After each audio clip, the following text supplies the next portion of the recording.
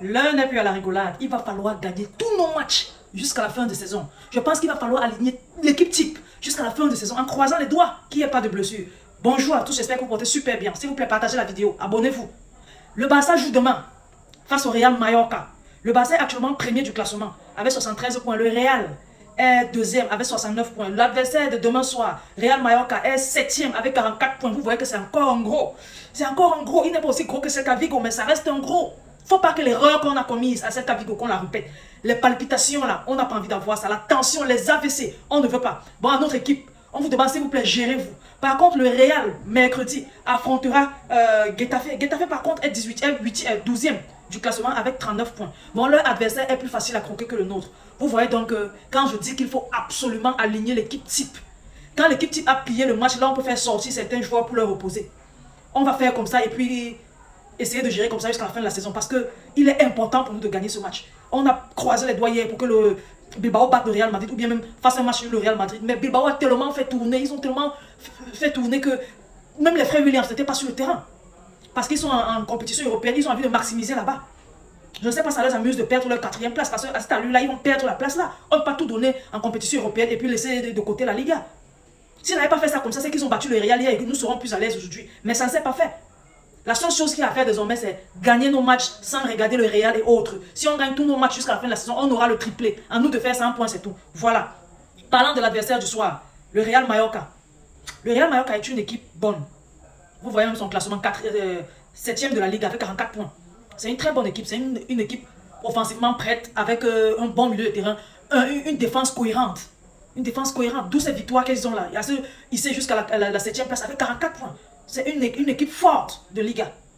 Donc le Barça doit faire attention. Le Barça doit faire très attention. Ce qui est arrivé à Getafe là, que ça n'arrive plus. Face à Getafe là, que ça n'arrive plus. S'il vous plaît, on n'a pas envie de vivre ça 2 fois. On n'a pas envie. J'ai toujours dit, le seul match qu'on pourrait se permettre de perdre en 2025, jusqu'ici, c'est le match face à Dortmund. Le reste là, non. Le reste, non. Mallorca, parlant de l'adversaire du soir, est une équipe relativement forte, franchement parlant. Quand tu regardes les 5 derniers matchs de Mallorca, ils ont 2 victoires, 2 défaites et 1 match nul. Vous voyez, c'est moyen. Par contre, le Barça, c'est 3 victoires, 1 défaite et 1 match nul. Il n'y a pas une grande différence. Real Mallorca, à l'aller, certes, on leur a gagné 5 buts à 1. Ça, c'est le côté positif. Real Mallorca est une équipe que le Barça bat régulièrement. 5 buts à 1, à l'aller, on les a gagnés. Et quand on regarde, la dernière fois que le Real Mallorca a gagné le Barça, c'était en 2009. Vous voyez donc, il sera difficile pour le Real Mallorca.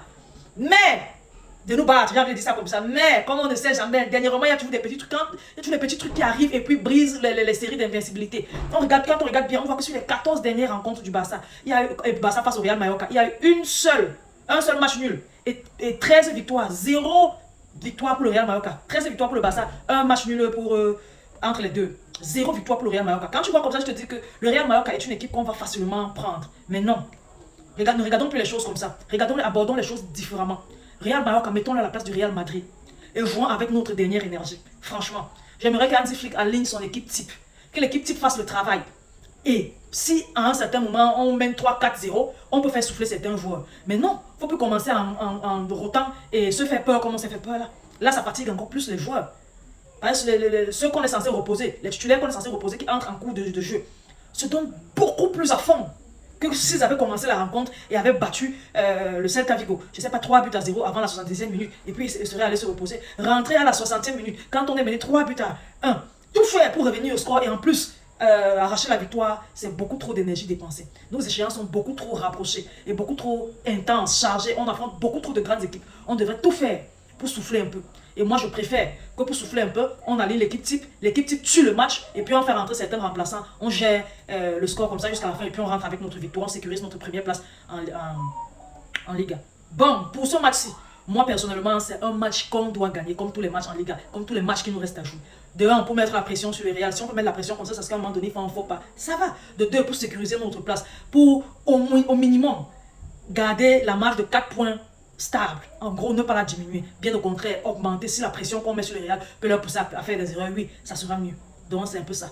De 2, il faut rester dans un état d'esprit de vainqueur. Toujours gagner ses matchs, toujours gagner ses matchs. Ça envoie des messages aux adversaires. Le Barça, s'il gagne tout le temps, ils sont tout le temps terrifiants. Ça fait en sorte que l'adversaire, en venant même parfois jouer, surtout en Ligue, ne se dit pas qu'ils viennent là gagner le match. Ils viennent gagner le match si ils arrivent qu'ils gagnent le match, mais l'objectif premier ne sera pas de venir gagner le match. Là, on a toujours une certaine ascendance sur eux. Vous voyez par exemple, on a battu le Real 2 fois.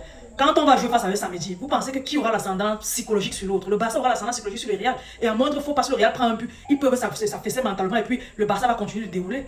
Par contre, si le Barça prend un but en premier, le Barça ne peut pas se laisser faire. Pourquoi? Parce que l'ascendant psychologique est du côté du Barça. Bon, il faut créer ça dans toutes les équipes de Liga. Il faut que les joueurs soient comme ça. Pense à ça. Franchement parlant, pour moi, la seule chose qu'il y a à faire est de se concentrer durant ce match, aligner l'équipe type qui va se concentrer et être lucide dans tous les secteurs de jeu. Notre gardien fait beaucoup trop d'erreurs, mais il reste quand même un très bon gardien. On le laisse dans le goal. La défense, bon, Balde n'est pas là, Gérard Martin va gérer. Espérons que Gérard Martin revienne au niveau des autres afin de bien gérer cette défense-là. Le milieu de terrain, franchement, je n'aimerais pas qu'on fasse trop de changements. On peut encore laisser Olmo sur le banc parce qu'on a besoin de lui dans des échéances beaucoup plus importantes. Et là, on met Firmino à la place. Et puis pour l'attaque, le seul changement sera le Robert Lewandowski qui est blessé contre Ferran Torres. Ferran Torres, généralement, il gère bien. On espère que face à Mallorca, il va bien gérer. En parlant de Robert Lewandowski, il sera absent jusqu'au match retour de demi-finale de la Ligue des Champions face à l'Inter de Milan. Bon, on va devoir gérer avec Ferran Torres. Il va falloir qu'on le gère vraiment bien. Il va falloir qu'on le gère vraiment bien, qu'on lui écrive même des messages sur ses comptes et qu'il se sente plus accepté que ça et qu'il soit vraiment le joueur qu'on a envie qu'il soit. Parlant d'un autre absent, Alejandro Balde. Alejandro Balde a recommencé à fouler la pelouse. Bon, ça montre que tout va pour le mieux. L'état de sa blessure avance, l'état de guérison de sa blessure avance très bien et il sera de retour le plus tôt possible. S'il plaît à Dieu, je pense qu'il va pouvoir jouer samedi, mais pas quand même aujourd'hui. Prions Dieu qu'il joue samedi. Parce que s'il joue samedi, je pense que sans Robert Lewandowski, mais avec Alejandro Balde, la Copa del Rey sera nôtre. Et en plus de ça, si on gagne la Copa del Rey la samedi, les gars, ne fêtez pas. Ne fêtez pas. Ça vous fatigue pour rien. Préservez-vous et attaquez la phase aller de la Ligue des Champions. Je pense qu'on jouera mercredi qui suivra le samedi là. Donc les gars, je pense franchement que le Barça va gagner 3-0. Parce que Chesney, quand Chesney se fait prendre 3 buts comme ça, là, généralement, le match prochain, il devient un Chesney gladiateur et garde régulièrement sa cage inviolée. Je pense vraiment que même si Gérard Martin reste... Gérard Martin est un bon joueur, mais sauf qu'Alejandro Balde est trop bon. Il est tellement bon qu'on pense que Gérard Martin n'est pas si bon que ça. Il faut seulement qu'il s'aligne comme les autres et que les longs ballons envoyés derrière notre dos ne le suppriment plus, ne nous suppriment plus à cause du mauvais alignement. Je pense qu'avec ça, ça va passer, franchement parlant. Les gars, partagez la vidéo au maximum, laissez vos différents avis en commentaire et abonnez-vous aux différentes pages sur Facebook. Faites des recommandations s'il vous plaît. Je vous aime beaucoup, on va se dire à demain, espérant une victoire pour le Barça. Bye bye.